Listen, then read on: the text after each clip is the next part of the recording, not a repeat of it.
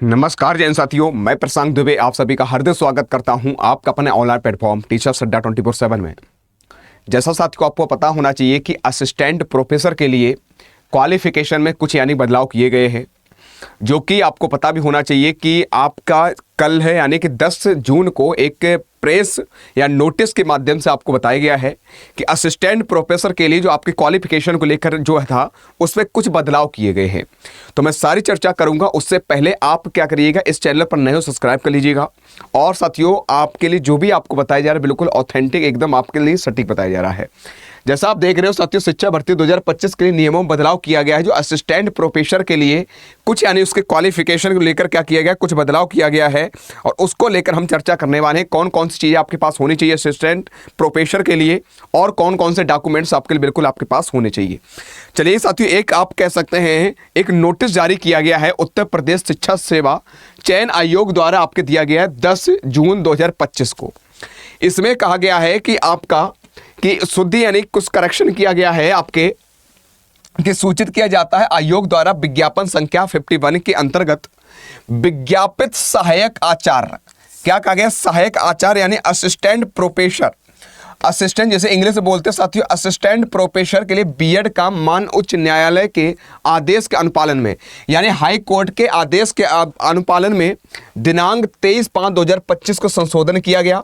संशोधित विज्ञापन प्रकाशित किया गया था। विज्ञापन प्रकाशन के उपरांत अर्हता यानी एलिजिबिलिटी के संबंध में कतिपय अभ्यर्थियों द्वारा कार्यालय में अपना प्रत्यावेदन प्रेषित किया गया।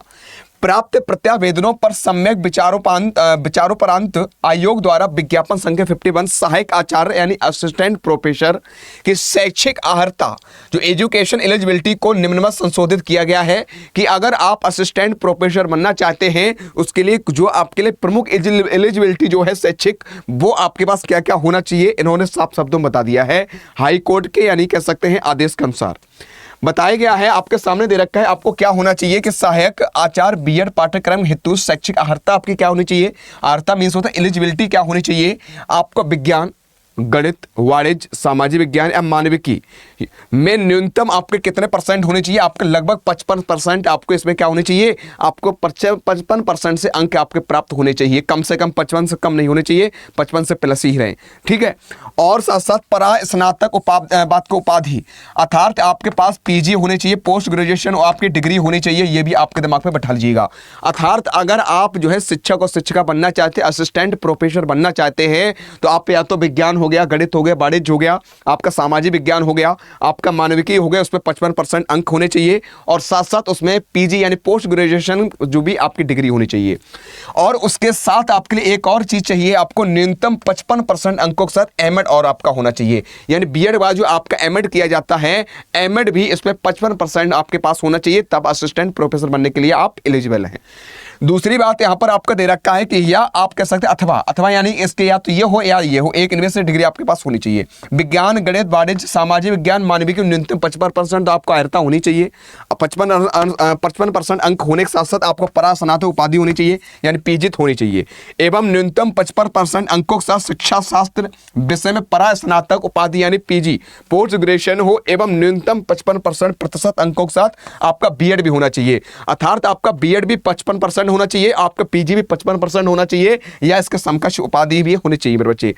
नेक्स्ट आपके लिए एलिजिबिलिटी के लिए क्या चाहिए, आपको शिक्षा शास्त्र में आपको यूजीसी द्वारा आयोजित राष्ट्रीय पात्रता परीक्षा जिसे हम लोग बोलते हैं मेरे बच्चे यानी यूजीसी नेट, ये आपको उत्तीर्ण होना चाहिए, अर्थात आपको पास होना अति अनिवार्य है। तो आपके सामने दे रखा। दूसरी आपकी एलिजिबिलिटी क्या होनी चाहिए, आपको यूजीसी द्वारा आयोजित यानी कह सकते हैं यूजीसी नेट, आपको सब्जेक्ट वाइज आपको उत्तीर्ण होना चाहिए।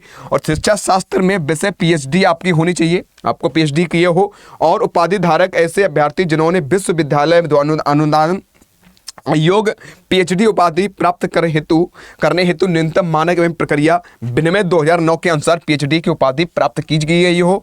नोट उत्तर प्रदेश शासन द्वारा आरक्षण नियमों आच्छादित मेरे संबंधित वर्ग के अभ्यर्थियों को निर्धारित न्यूनतम अंकों में छूट अमूल्य होगी।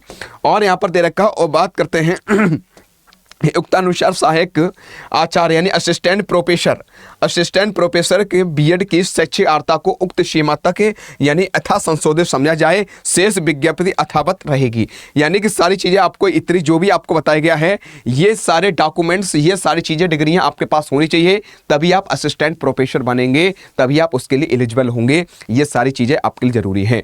तो कहने मतलब है ये जो बदलाव किए गए थे, आपको क्या क्या होना चाहिए, आपको यानी कह सकते हैं या तो आपने परा स्नातक भी किया हो तो उसमें 55% होने चाहिए, बीएड भी 55% होने चाहिए, आपको विज्ञान, गणित, पाठ्य, सामाजिक विज्ञान, मानविकी में न्यूनतम 55 अंकों के साथ साथ आपको परा स्नातक उपाधि इत्यादि, आपको सारे डॉक्यूमेंट्स, इतने सारी डिग्रियां आपको चाहिए हैं, तभी आप असिस्टेंट प्रोफेसर बनने के लिए आप एलिजिबल हो पाएंगे। तो ये आपके लिए प्रक्रिया थी साथियों। तो आपके पास जो भी प्रक्रिया आपके पास ना हो, जो भी डॉक्यूमेंट्स आपके पास ना हो, या मेरे बच्चे आपके पास जो भी यानी कह सकते हैं इतने सारी परसेंटेज आपके पास नहीं है, तो मैं तो यही कहूँगा साथियों, जो एलिजिबल है वो अपनी मेहनत करना प्रारंभ कर दे और आगे बढ़े। ठीक है, जैसे कोई इन्फॉर्मेशन आएगी ऑफिशियल, तुरंत आपको बता दिया जाएगा। तो आराम से मेरे प्यार साथियों, ये आपके लिए थी, तो आज ही की आपकी कह सकते हैं कटिंग थी, आज ही की आपकी नोटिस थी, ऑफिशियल आपको बता दिया गया है। तो आज के लिए मैं इतना ही रखूंगा, मिलूंगा नेक्स्ट इवेंट में। तब तक के लिए अपने अपने परिवार का ध्यान जरूर रखिएगा। अगर आपको जानकारी सही लगी हो तो लाइक करके जाइएगा, और चैनल पर नए हो सब्सक्राइब जरूर करके जाइएगा।